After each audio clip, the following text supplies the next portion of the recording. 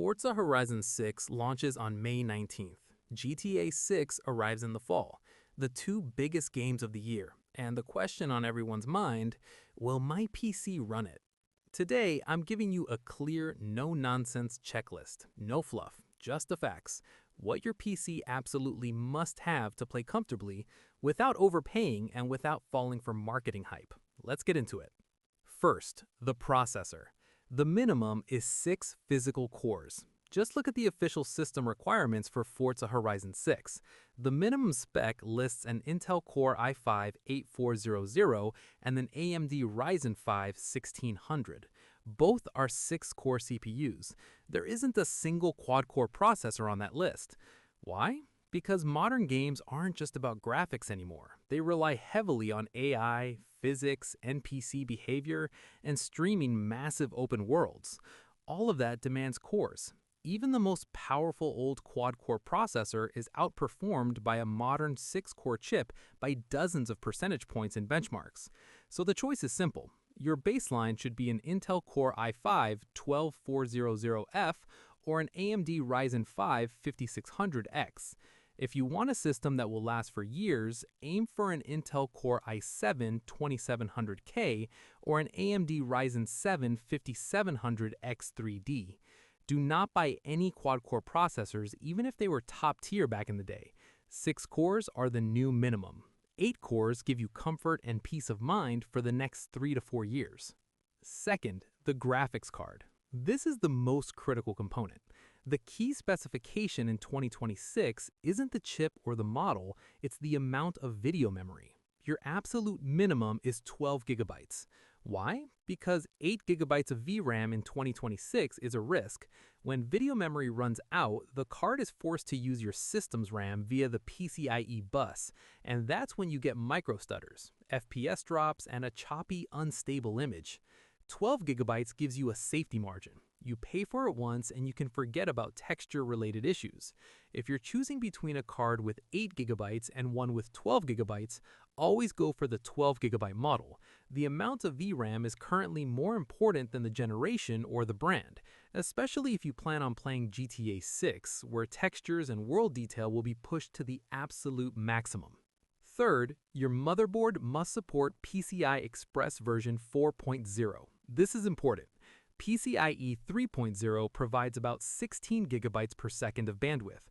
PCIe 4.0 doubles that to 32 gigabytes per second. For modern graphics cards with 12 gigabytes of VRAM, this difference matters.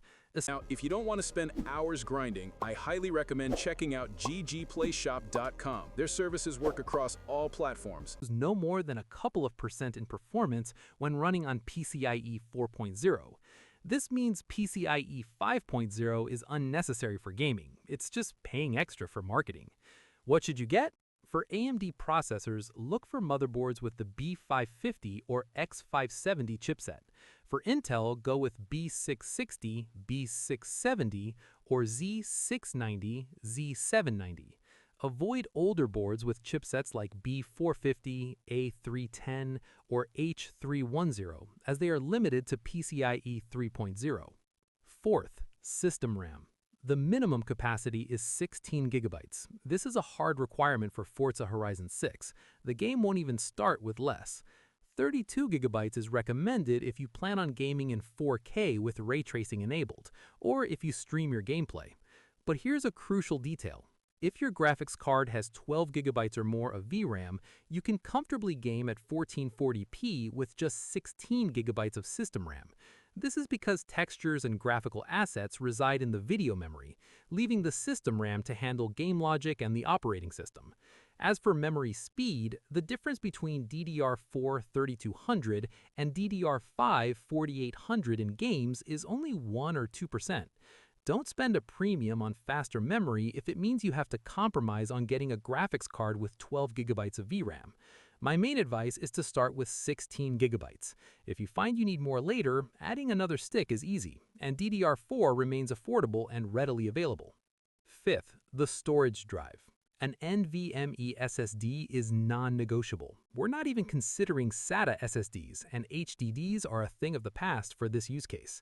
Why? Because Forza Horizon 6 and GTA 6 are games with massive open worlds that require textures, models, and environments to stream in instantly. An NVMe drive offers bandwidth that is tens of times higher than SATA SSD and hundreds of times higher than an HDD. The result is no stuttering, no textures popping in right in front of you, and no loading delays. Games simply run flawlessly. What should you get?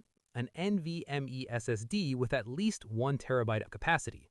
A single modern game can easily take up 150 to 200 gigabytes. Two games will occupy 300 to 400 gigabytes, so 1 terabyte is the minimum for a comfortable experience. Now briefly on the rest. Operating system. You need Windows 10 or 11 version 22H2 or newer. Older builds are not supported.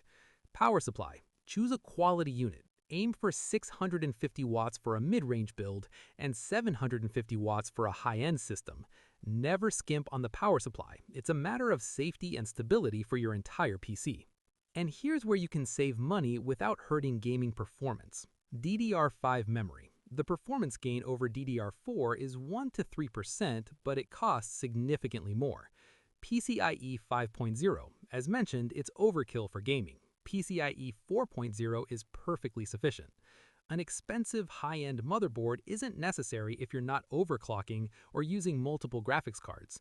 And a top-tier processor with a very high core count like an Intel i9 or AMD Ryzen 9 is overkill for gaming alone.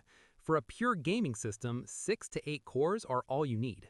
What you should never, ever compromise on. First, a graphics card with 12 gigabytes or more of VRAM. This is the foundation of your gaming experience. Second, an NVMe SSD. Without it, you won't achieve the level of smoothness and responsiveness that defines a modern gaming PC. Third, a quality power supply. Cutting corners here can lead to system instability or even hardware failure. So let's summarize. The three pillars of a comfortable gaming PC in 2026 are: first, a modern 6 or 8 core processor. Second, a graphics card with 12 gigabytes of video memory. And third, an NVMe SSD. No compromises. Everything else, your system RAM, your motherboard, the PCIe version, you can choose wisely, saving money where it won't impact your actual gaming experience. The core formula is this: a modern 6 or 8 core processor, a graphics card with 12 gigabytes of video memory, 16 or 32 gigabytes of DDR4 RAM, a motherboard with PCIe 4.0, and an NVMe SSD.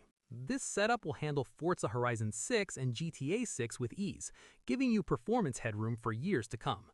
If you have any questions, leave them in the comments, and subscribe so you don't miss future videos. Thanks for watching, and happy building!